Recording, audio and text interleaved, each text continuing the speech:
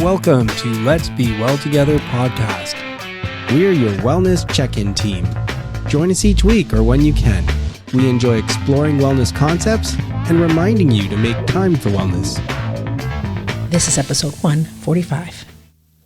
You are listening to Let's Be Well Together podcast. It's John Webster and I'm here with Noura Saad. Hi, Noura. Hi, John. You raised a point a little while ago. It was about a book about doing hard things. I've been thinking a lot about doing hard things versus taking the easy way. I've been thinking a lot about that. And I feel like it's really turning into a cornerstone of my approach to wellness.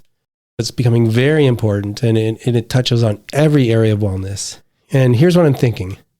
A lot of times when I hear people talking about wellness, it's almost like they want to get to a spot where they can just be happy and content and relaxed and chill. It's all good. And there's some sense to that. Like I can see why that would be attractive. And yet, when I think about the most rewarding experiences that I've had, usually it came from doing something hard.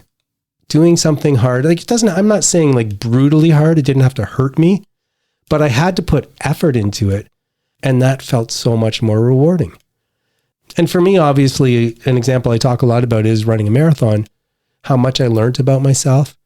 And so I'm starting to think that when we think about our categories of wellness and the activities we need to do to foster wellness in those areas, instead of trying to find the most efficient way forward, we should be recognizing that the way forward can be hard work, and we should lean into it more. And then we'll enrich our wellness more. So that's my thinking, and that's because of that topic you brought up. So I'm wondering about you, like, do you have experiences in your life where you were like, that was hard, and I did lean into it, and it felt rewarding? I can think of a few, John. The two that come to mind, of course, are usually physical. Yeah, physical are the easiest ones to think of. But a few years back in the summer, I had done this Spartan race, and I remember I chose to do like the trifecta. So it was like a 5, a 10, and then a 15 or 20 kilometer run. But the run also entails like some obstacle courses. And I remember the day. So you do them all in one event? It's in a weekend. Okay. So over a weekend, you did a 5K, 10K, and 15K. And obstacles. So yeah, it was quite a weekend to say the least. But on the day of the 10, it was raining. And I remember the ski resort where they were hosting the event had a lot of hills. And funny enough, actually, there were people coming from the States and they were, making fun of this Canadian weather. Anyways, I just remember when it was done, if I could bottle this feeling, it just felt so euphoric and you feel accomplished. And of course you get, that the medal they give. And even, times when I would go to the gym and I'm like, oh my God, I am not feeling like doing this workout today. But you do it anyways, and you just feel so much better. And just, I don't know if it's the blood flow or the good sweat, but yeah, leaning into the hard things. Sometimes there's such a bigger outcome or a sense of accomplishment that makes up for not wanting or not feeling like it. I feel as if we have to recognize our human condition and how we work as humans. And just take a simple example. You go to the gym. If you don't do anything with your, say, bicep for 4 weeks, it's going to atrophy. There's going to be atrophy, I should say. But if you go to the gym and lift weights regularly over that 4-week period, your muscle is going to get stronger and bigger. And so if that's true from the physical sense, it's not surprising to me that that could be true in the intellectual sense, in the spiritual sense, in the social sense. What about finances? How can you put yourself in a good economic position if you don't work? Literally do some work and earn some money. So all of these things are telling me that part of the human condition that we got to recognize is that things don't come to us. We have to work for them, and in some case work hard for them. But the good news is a lot of times hard work is so rewarding. It is. And I can think about it in another way too. So I'm quite an introvert at heart. And, when I have friends or community members sharing like, Noura, come out, there's this event happening. in the moment, you're like, oh my gosh, after a long week, you just kind of want to relax at home. But sometimes when you end up going, John, you're like, oh my God, that was so much fun, and you just let loose and get to socialize and, again, not connected to the phones and the computers and all the things anyways. So there's sometimes reward when we're not seeing it right away. We want to just sit in the comfortability and, we're content with just having a Saturday night in. Sometimes going out, you'll surprise yourself with what ends up happening, and you might end up having a really great time. And I don't think it's a matter of having to always choose between the two, like one is right and one is wrong. There are some Friday or Saturday nights where I need to rest. I'm exhausted, I'm tired. And Sheila's the same way. She'll say, I just need to rest tonight. And on those nights, maybe rest is the right answer. But that doesn't mean that's the right answer every Friday and Saturday night. And Sheila's one who likes to go out, and I'm the one who likes to stay in. And time and again, she's like, come on, let's go out. I'm like, okay. And I go out and I think to myself, okay, well, that was harder for me to do because I'm an introvert and it's easier to stay home. But when I get home, I'm like, that was more fun than if I sat down and watched TV or just hung out around the house. So another good example. Yeah. And the other one I can think of too is even just in our work. We recently brought on a new employee at the office I work at. And my supervisor was asking me if I could give some advice. And I think one of the things that came to mind for me when I was first starting is when we're trying to accomplish a task or there's a question in front of us that we might not know. I know for me, I tended to procrastinate or, go around it, busy myself with other things. But actually, once you do it, once you overcome those challenges, what I suggested to my coworker was actually lean into it.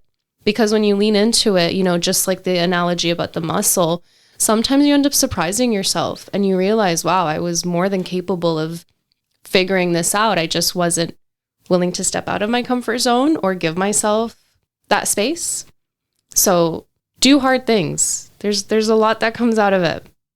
Like you, I also, if there's something I've never done before, I tend to put it off. And like you, I've learned that I can't do that. I have to make sure I don't let that natural instinct kick in. I guess overall what I'm saying, I have this approach to wellness and balance that I think works. It's based on common sense and practical things. And what I'm realizing, and I've said all along that it looks like it's hard work, and that's okay with me. I'd rather face a lot of hard work with at least a prospect of success than not knowing how to move forward and just hoping things fall into my lap. But if my approach is, first of all, find out what categories of wellness are important to you, and then secondly, figure out what activities foster wellness in each of those areas. And thirdly, there's the check-in once in a while when you're feeling off. But focusing back on the second step, you got to do things. Okay, so my message to people is, if you want to work towards balance and wellness, you have to do things. You have to do actions. It's not going to just happen on its own. And what I'm realizing when I look back on my life and ways I've moved towards better places, hard work is often a necessary element of it. So I'm not going to try and realize that sitting around smiling and having things fall in my lap is not my likeliest path to success. People probably say, I wish that was the answer, John. I wish you could tell me there's an easy way. But I think it's more important to know there's a way that works. And you can be filled with hope and optimism. You just got to work for it. Ultimately, John, for you as a runner, I'm sure that you probably maybe have ran through, no pun intended there, but maybe have come into situations where there was times where your runs, especially the beginning, were probably very difficult. And then as you did it more and more, you came to actually enjoy those difficult moments because you knew that if you were patient through them and you just breathe through it, really, you end up actually enjoying the runs in the long term. You don't enjoy the pain and the suffering for sure, but one thing running has definitely taught me, and it's probably one of its best lessons, is that I can do hard things that I didn't think that I could do. And there have been numerous times where I'm, say, 2/3 of the way into a really long run and it's not going great. Part of me is like, you can't do this, but I do this, and I keep going, and I didn't enjoy those half hour and a half. That wasn't fun. But afterwards, I'm like, you know what? You did do it. then in other areas of my life now, when I'm going through something and I'm like, you can't do it, there's another voice that says you can do it. I don't enjoy the actual moment, but I enjoy the outcome and I enjoy the resilience it builds. And I think you're absolutely right, John. I think a lot of times we say we want to be more resilient, we want to be stronger, but really you're not just handed it in this, platter. You got to work for it, right? And as time progresses, as you, I guess, build your calluses, you end up becoming stronger and your body, and our bodies are super resilient. I don't think we give ourselves enough credit just how powerful, and this is a big one, but how majestic our bodies work, right? So yeah, I'm with you. It's important to lean into the challenges and hard times. Yeah, and just one last thought too. I think I've heard people say that, yeah, I'm just not that kind of person. I don't have that kind of discipline. Or maybe they talk about resilience. And my experience is that maybe you're not, but you can build it. Like anything else, discipline is something that you can build with practice. And to me, the approach that worked best was starting with simple little goals first, getting some wins on the simple little goals, and realizing I could use discipline to get them, and then trying some more challenging ones, and then working my way up the ladder.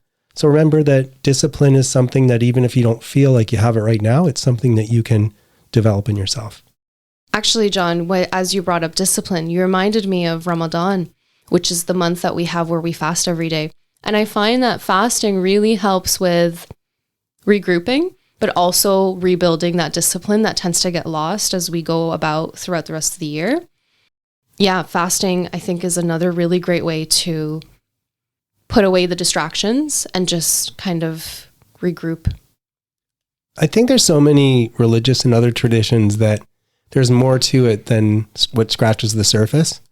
I can see that. So I don't actually do Ramadan. I don't do the fasting, but I can imagine that if you do that every year, it is another example once a year where you force yourself to impose some discipline for a reason. And that would be rewarding in different ways. And also then once you're done with it, you've built a little self-confidence up again too. That might not be the reason why, but it's certainly an amazing benefit.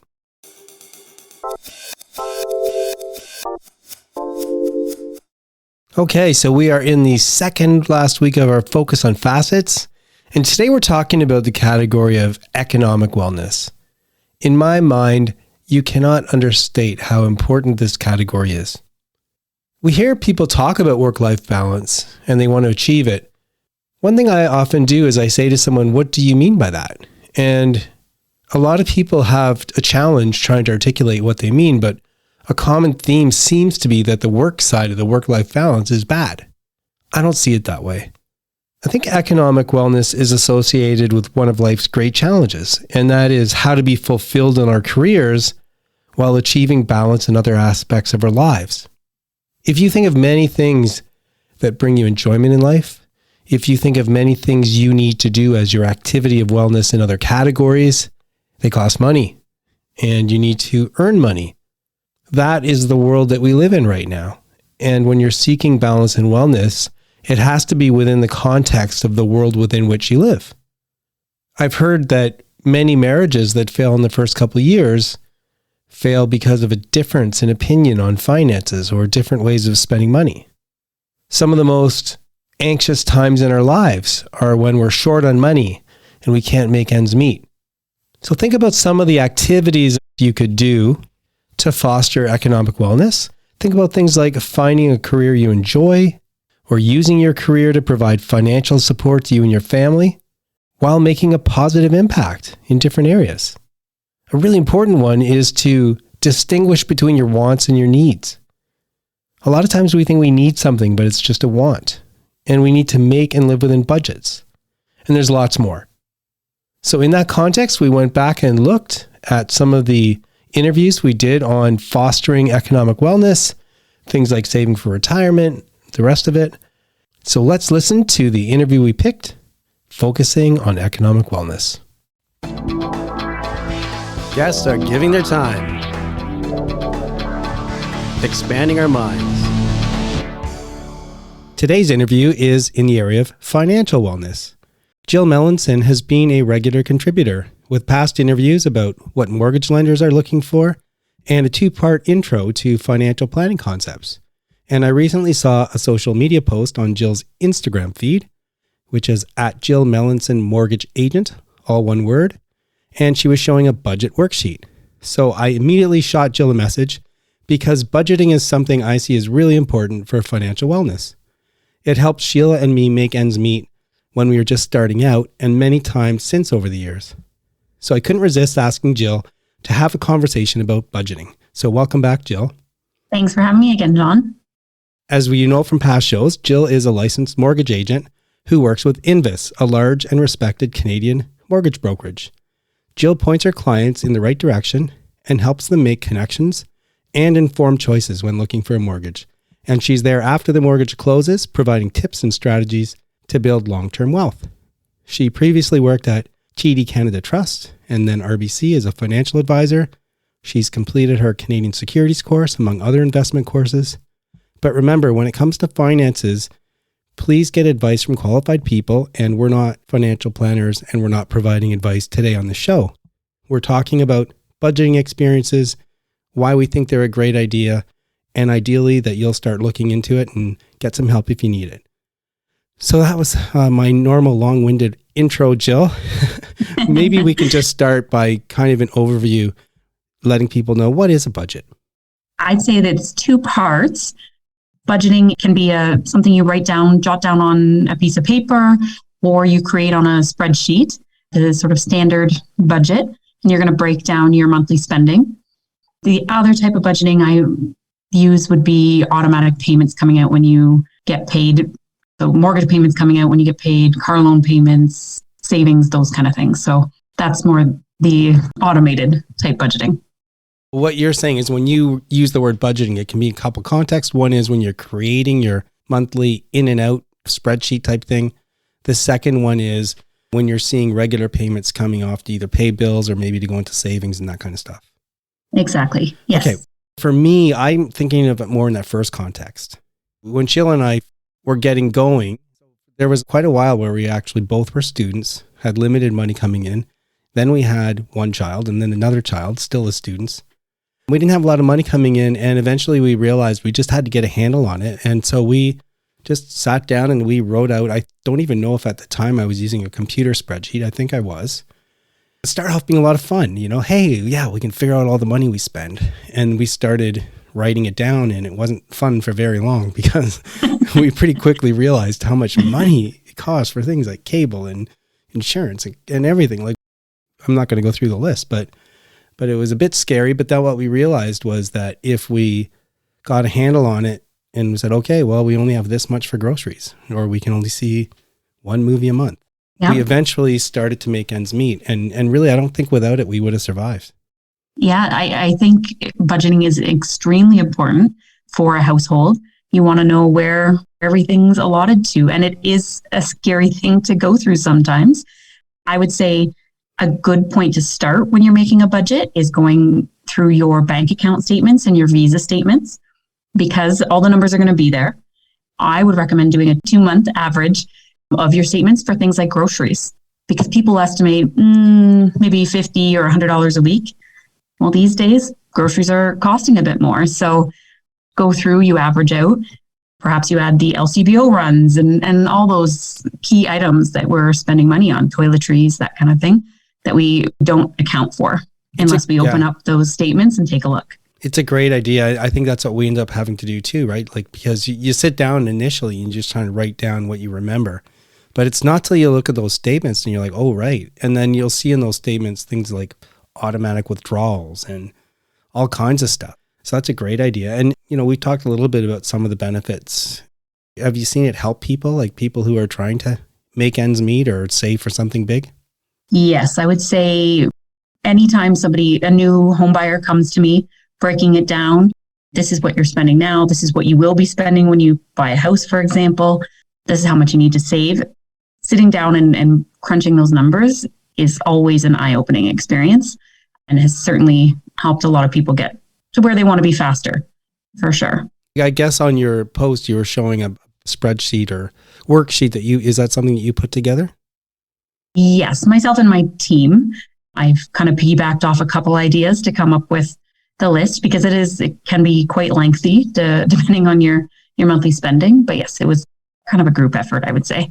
And I take it that you could go to someone like you and get that list, but if you poked around, you could get some starting points on the internet as well. Yes, yeah, for sure. If you go through your online banking, they may have a budget available as well, that kind of thing. Let's say that I'm by myself, I'm working by myself, and I'm saying, okay, I want to sit down and try and start working on a budget. You had a good start, said looking at your bank statement, which you can do online now, and your credit card statement. Are there other things that you might want to get together when you sit down for that first session and try and figure things out? I can't really think of anything else you would need. Time, I would say it's a lengthier process than you realize if you really do open up the books like that. So just be ready for that. Another thing I found when you open up the account statements and Visa statements is we have a lot of things coming automatically out, as I mentioned, but there's a lot of little things now too, like your TV streaming services come off, your gym memberships, all these little things. Perhaps there's areas that, if you haven't been to the gym in a while or you haven't watched Crave TV, or areas that you could scale back on as well, become more evident when you go through those things as well. Yeah, the other thing too that I remember what we did, and remember, we're just like two people doing this on our own, so maybe it's not the same for everybody, but I like to use to break things down into different categories in this sense. Like, first of all, I had things that I thought as weekly expenses. So I tried to get a handle on how much I spent, for example, on groceries every week. Yep. And maybe pocket money and that kind of stuff. How many times can I go out for lunch? Once, maybe. So I've got the weekly expenses. I tried to put them in one set of rows, and then monthly expenses, the normal stuff like whatever bills that gets billed monthly. But the other thing we realized in time was like for things like even like Christmas or, saving for something big, that we had kind of like this savings or annual set of rows where we'd say, well, let's just put away, a couple $100 a month because we know in December we're going to need it for Christmas. Do you do that kind of breakdown, or are there other kind of breakdowns we might think about? No, that's all great for sure into categories. I would say needs and wants, which is kind of what you've just said there, right? That you've got to prioritize the needs over the wants. But yeah, I think you did a great job of covering those, okay, yeah, those items there for sure, and how you would break it down. I would say another part, this is me digging deeper into my own circumstance. And again, with clients, things like when you look at groceries and they've become quite pricey, it then maybe redirects you to think about, okay, maybe I need to do some meal prepping, and maybe I need to start checking the flyers when I go shopping. So this one budget strategy or one thing leads into finding other ways to save money as well, or things like that as well. So I specifically thought, wow, I spend a lot on groceries. I need to figure out a way to cut back. We had a funny experience the other day. So our youngest son still lives with us, and Sheila, because I'm spoiled, makes lunches for me and for him. And we usually have a salad for lunch, right? So he was having a salad at lunch where he works, and someone said, ooh, Mr. Rich Guy, he can afford lettuce. Because right now, lettuce is so darn expensive, right? And apparently there's going to be a break coming. But yeah, you're right. I love that idea that by budgeting, not only does it give you a handle on things. So for me, you talked about wants and needs. To me, it helped me understand what is a want and what is a need. Yep. There's some things when you write them down, you can't change it. Like, it is going to come out of your bank account because you get charged for that every month. But maybe for things like groceries or going out to the show or gasoline, that's another one, by the way, that we had a line item for because now it's really expensive. Some of the things you can start to say, well, what can I do to start limiting what I'm spending on those things because times are tough? Yep, exactly. I love that idea. What else? Is there anything else that you can think of that I've kind of haven't pestered you about that we can talk about in connection with budgeting? I would just circle back to what you said about the find, whether it's online or through your bank or through an advisor, make sure you cover all the line items, right? So I don't want to sit here and make everybody listen to the list, but again, it can be quite lengthy. So insurance, mortgage payments, loan payments, like you said, groceries, childcare, all of those things. So there's just make sure you're covering it all off. Okay, so then what do most of the people you work with do with it? So do they actually keep track of what they're spending then and compare? I can tell you what we did is, I did keep track to a degree, but it's not like if I spent too much, I'm like, oh no, I have to give that money back. It was just shoot, we have to change things up again next month. And then essentially it just helps you keep changing things up until you're balanced. But right. I would say it comes from people. Some people open up various different accounts. So every time you get paid, you're allotting money into different accounts for specific purposes. Like I said, have things come out when you get paid or knowing that the money's there for that specific reason. My husband and I remember our kids were younger. We took $100 out each a week when we got paid, because each got paid opposite biweeklies. And that was our spending money. So our going out for lunch or going to a movie or whatever for the week. $100 doesn't probably go as far these days, but that's what we did to allot money, our social spending money, I guess you would call it. So that's a great reminder too, because that's what we did too. So in those days, we didn't have the same kind of debit cards and stuff like that. Yeah. You had to physically take money out of the bank, right? So, so you're right. Now that you say that, I remember I would go and I would take out, I would have not even $100, but $50, and that would be for lunches and basically anything I wanted to spend that week. When that $50 ran out, I had no more money. Exactly. Yeah. It's a great tool to do with your kids. My son's 13 now. Here's a certain amount of money you can spend for your lunch or after school or whatever. It's the sooner you start these habits, and I think you mentioned that, John, when you started young, it helps you even once you were making more money, that you had more of a plan and you followed by it. So yeah, because a couple things on that. If you have the cash in your hand and that's all you can spend, it's in your wallet, and you're disciplined enough not to just grab your debit card when you run out, you're right, you'll spend less money. But the point that you just made, what I was saying just before we started that worked so well for Sheila and I, is because we didn't have much money and we had to be disciplined about it. As you get older, you don't lose that discipline. So even if you're making better money and even if you can afford more, you still are like, do I really need that? It still helps you separate wants from needs. And it's just, there's been lots of kind of rainy days where we're like, hey, you know what? We now have an opportunity because we were careful, and now we can have this opportunity when otherwise we wouldn't have. Yep. I had a good friend of mine bring to my attention she told me about a 30-day plan for maybe more bigger items, but not necessarily TVs and things, but if you wanted something bad enough, wait 30 days and see if you still want it or need it. So a different form of budgeting or planning. I love that idea. I just know that it's really hard because I'm the kind of person that gets something in my head and it's like, I got to get that. And especially now with things like Amazon and things you can buy online. You're sitting there watching TV at 8:00 at night. You're like, I got to get this. And you order it and it's there the next night. So I do have everything at our fingertips. So it is a strong discipline to wait 30 days. I am going to think about it because I think it's a great idea.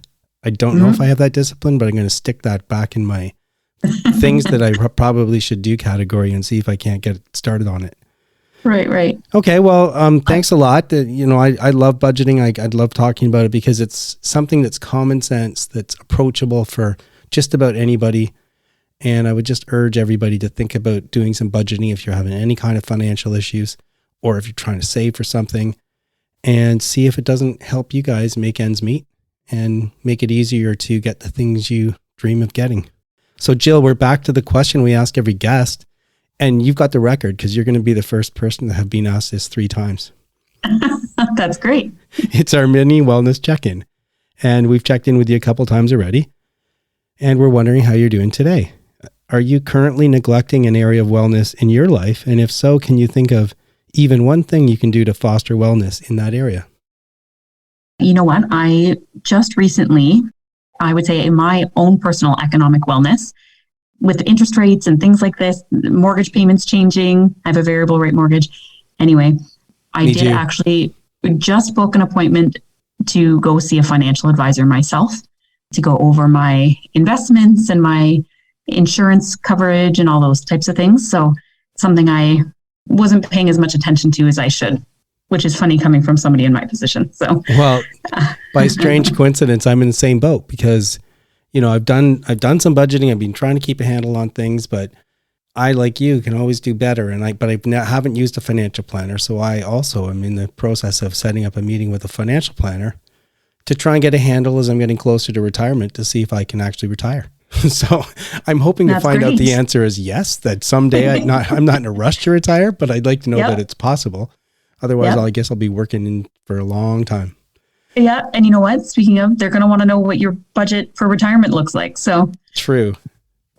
I don't know, flying around the world, jet setting and all kinds of maybe not. Exactly. Better start a budget for that flying. Well, thanks again, Jill. You've been so gracious with your time and helpful, and I really appreciate it. No problem. Thanks again for having me. We're glad you're here, and we hope you're making wellness a priority. Hope you're getting something out of the podcast. And especially for people who are new, you might not know that the podcast was inspired by my book, Accidentally Well by John Webster. It's available on Amazon, Indigo, Barnes & Noble, pretty much anywhere where you can buy books online. And this is my pitch for you to buy a copy and have a read. I think it'll enhance the experience of the podcast, and it will also help us defray some costs because it's really expensive putting out a podcast. So grab a copy if you can. And in the meantime, enjoy the rest of the show. It's me. Am I? Yeah. Just let me say, flip side of the coin.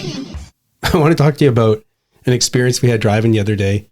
It's kind of a strange experience, but again, here we are. Part of our show is being well together. Mm-hmm. Yeah. Not just me and you in our relationship. Yeah, which flip side usually about that, but it's also about experiences we have together. Yeah. So we were driving and we just ended up behind a car, and I look up and it was a kind of a pickup truck type thing, but I think it had a cap on it.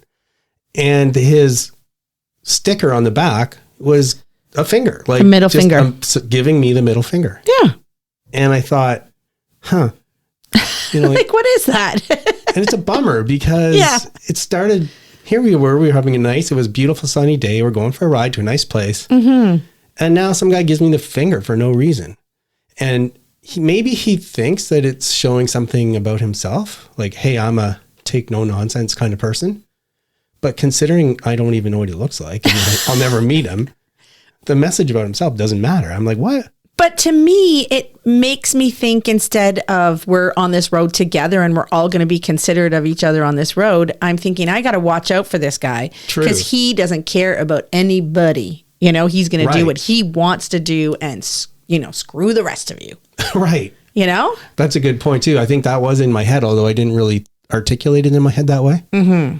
But the reason I mentioned it here on the show is just, you might do things for whatever reason you intend, but that's the old expression about the arrow no longer belongs to the archer once it leaves the bow. Right. And your words no longer really belong to you once they leave your lips. Mm-hmm. And so the message that's out there may not be the one you intend. Exactly. The archer may want to hit the apple and he shoots the person in the head. Exactly. Sorry about that. That wasn't my intention. This guy, I don't know, maybe he thinks it's funny. I don't know what he did it for, but it put me in a bad state of mind. Yes. And now I got my backup. I'm like, oh yeah, well, I'm tough too, right? I'm a litigation lawyer. I'm going to win. And unfortunately, it just turned. And some people might say, oh, you're so immature. Why don't you just let it go? Yeah, it's just funny. I did. Yeah, we don't have a choice. I did let it go, but why should I even spend 2 minutes thinking about it? Yeah. When all you got to do is not put that on your back of your car. Right. And we have to drive together. For me, it's not really appropriate to have that on your vehicle when we're all supposed to be working together. I'm like, oh, okay, obviously this isn't what's happening here. So it gives you a whole defensive kind of frame of mind, which just isn't what you want when you're driving. You want to be relaxed and happy and easygoing. Yeah. I mean, let's just talk about driving for a bit. It kind of makes the general point too, which is I used to be a way more aggressive driver. And I would always think of it like a contest. I have no idea what you're talking about. I'm not aggressive at all. I know. Oh, are you saying you are? I used to be really but aggressive. But you're not now because you drive for a living. Because I drive for a living, I've totally changed the way I drive. And maybe that's why insurance rates are so expensive for young men, because maybe that's just the natural personality. We're just out there and, you're playing hockey on the weekend, and when you're driving, it's a competition too. And obviously, things change. And really, ever since I started driving, hey, we're all, like you said, we're all on the road together. We're all trying to get somewhere. it actually helps everybody and gets us all somewhere faster if we actually cooperate and think, okay, I'm going to anticipate that this guy's going to have to do this. And that means I should let him get in, and then he can get out of my way, and then I'll get out of the other guy's way. So it is all kind of a mentality. But, you know, that's one thing, but why inflame? Like, why just do something random to inflame? So I've said other times, I'm not about being judgmental to people, but I'm just trying to express to people what you're doing to us. So then hopefully what your message is implying. You can make a more informed decision of whether you really want to give a finger to everybody who drives behind everybody in the whole world. Please remember that we're not providing advice. We hope to inspire you to work towards balance, and we urge you to consult with qualified people if you need advice. The people on the show are speaking in their personal capacities. Their views expressed are their own and don't represent the views or opinions of their outside contacts, their employers, or anyone else. We try to get things right, but we can't guarantee everything we say is correct or that the things we talk about will work for you. Let's be well together, and let's be sure to do that in a safe way. And it's sign-off time. It's Sheila here with John. Hello. Hey. Yeah, it's just me tonight because Elise had her baby. Elise had a baby. Yes. And we're not going to talk about it too much. We'll leave that for Elise and Steven to tell their story. Yeah, like to the extent there's a story, we'll let them tell it. But if they want. Yeah. But we did end up getting an Airbnb in London because Elise was having her baby in London, which is 3 hours from where she lives. So they needed a place to stay. And John and I joined them so that we could help them, entertain them, drive them, you know, kind of do all that stuff. So we were killing time and spending time in London. And Elise introduced me to a reality TV show called Love is Blind. Right. And I thought it was really cool. It's a dating game where you are dating each other, not seeing each other. And then you have to propose to them before you can actually see each other. And then you go through the dating process after that and then decide whether you want to get married or not. It happens very quickly. And I thought it was really interesting. And I was like, well, because I wasn't really watching all the time. I'd be puttering around on the computer or something like that, but I'd see it and hear it. And my initial thought was, this is ridiculous. Like, me too. Like, who the heck would go on a show and get married to someone just because it's part of like a game? But after I finished watching it, I was like, this is really fascinating. It was. I can see how for a very small number of people, it might be an opportunity. Yeah. For most people, it's not. No. And for most game player type people, it was not good. No. But ultimately, it was very, very fascinating. So we had a fun time in London. And then we had to end up going to Collingwood as well. And we thought that we would have more than one day, but we didn't. We had to whip up to Collingwood to do a changeover. So you got to clean everything and prep everything. And that was a crazy weekend, John. Yeah. And so my little story from the weekend, the reason we went there was because Elise was going to be induced. And I thought if they say, okay, you're scheduled to be induced on a certain day, guess what? You're going to be induced that day. It turns out it's more like getting a flight by standby. So you show up at the airport and if you're lucky, there's an open seat, but maybe there's not. And so thinking it was going to be Thursday, I went for a run that morning and I had this plan in mind. I wanted to be at a certain spot at a certain time, take a picture of the sunrise. Thought it'd be cool to have a picture of the sunrise on the day the baby was born and maybe show it to them like 10 years later or whatever. So I got that and the baby wasn't born that day. Nope. So then when I was running, I saw somebody else with a tree in their truck. And I thought, wouldn't that be cool if somebody planted a tree on the day the baby was born and could come back 10 years later and say, hey, they planted this tree the day you were born. And sure enough, we were out for a walk on the Friday trying to kill some time. Maybe induce labor. And we passed by someone who said, we're planting a tree. Yeah. Like, you got to be kidding me. Yeah. And as a bigger coincidence, it was called a pawpaw tree. Yeah. And so I thought, okay, this is perfect. The plan B. Yeah. The day the tree was planted, but she didn't have the baby on Friday. No. So both of my plans didn't work. However, I thought, Pawpaw, okay, well, maybe that could be Grandpa's name instead of Grandpa. So that's another side issue. But anyway, it was just amazing. And I don't know, there's just something so incredible about seeing a new life appear. And until the baby is born, like I kind of think of it as the couple, you know, like the couple is pregnant and the couple's having a baby. Think of it in that context. But then you see a person there. Yeah. And it's just the awestruck of seeing new life. And then also now there's a new person in the world. Yep. And for us, because it's a grandchild, our world will never be the same as it was. Now it's going to be our life with the grandchild. Mm-hmm. So all really cool. All really cool. So that's what's new with us. Yeah. So we could probably go on at length, but we'll stop for now because it's just sign off. And we had an amazing week. I'm kind of exhausted and tired, so I hope I sleep well tonight. We hope you enjoyed the podcast, and we'll hopefully see you again soon. That is it for today's show. Please try and make wellness a priority. You deserve it. If you feel the need to talk to someone or ask for help, please do that. Accept yourself for the person you are. So long. Adieu. Auf Wiedersehen. Goodbye.